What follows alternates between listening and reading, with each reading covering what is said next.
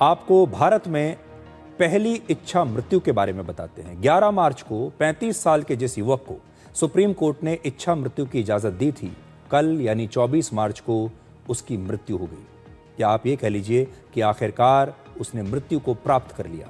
इसलिए इस विश्लेषण की शुरुआत संस्कृत के एक प्रसिद्ध वाक्य से करते हैं और वो है अंततः अस्ति प्रारंभः। इसका अर्थ है अंत ही शुरुआत है। आज ये सिर्फ एक वाक्य नहीं है, बल्कि 35 साल के हरीश राणा की जिंदगी और उसकी अंतिम विदाई की पूरी कहानी को बताता है। हरीश राणा अब इस दुनिया में नहीं है, लेकिन उनके अंग अब दूसरे लोगों में जिंदा रहेंगे। उनकी आंखें अब किसी और की दुनिया को रोशन करेंगी।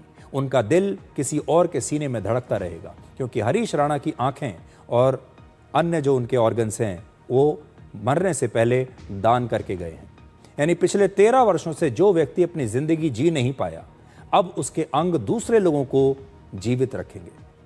आज हम आपको हरीश राणा की इस शोक सभा में लेकर चलेंगे, जहां आंसुओं के बीच एक संतोष है और अंतिम विदाई के साथ जीवन का विस्तार भी है।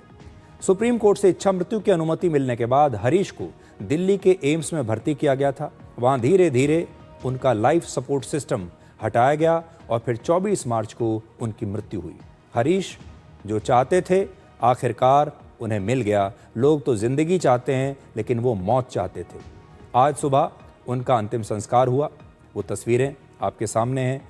ये बहुत भावुक पल होता है।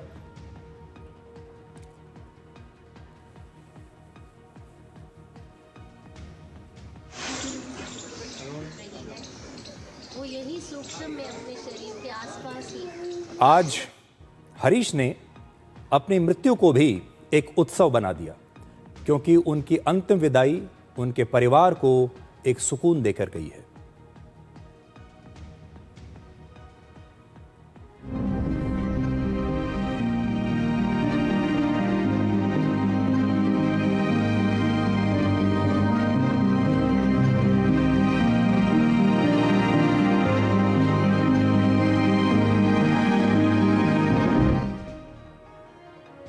हम सब जीने के लिए लड़ते हैं, कभी हालात से लड़ते हैं तो कभी खुद से लड़ते हैं। ज़िंदगी आसान नहीं होती, फिर भी हम हर दिन उसे थामे रखते हैं। लेकिन हरीश राणा की कहानी बिल्कुल अलग है।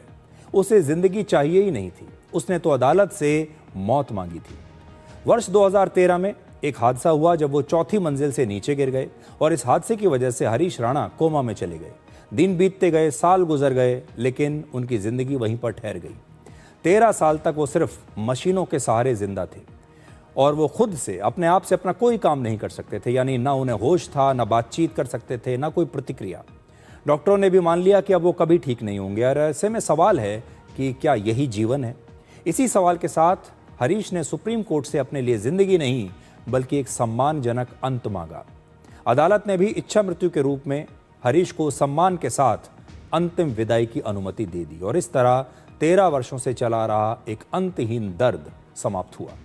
हरीश के जिन अंगों को दान किया गया है, उससे कम से कम 7 लोगों की जिंदगी बच सकती है। हरीश की कहानी सिर्फ एक व्यक्ति की कहानी नहीं, बल्कि उस सवाल का जवाब भी है कि क्या हर हाल में जिंदा रहना ही जीवन है, या सम्मान के साथ अंतिम विदा लेना भी एक अधिकार होना चाहिए? क्या यही जिसे हम अंत समझते हैं, क्या ये एक शुरुआत नहीं है?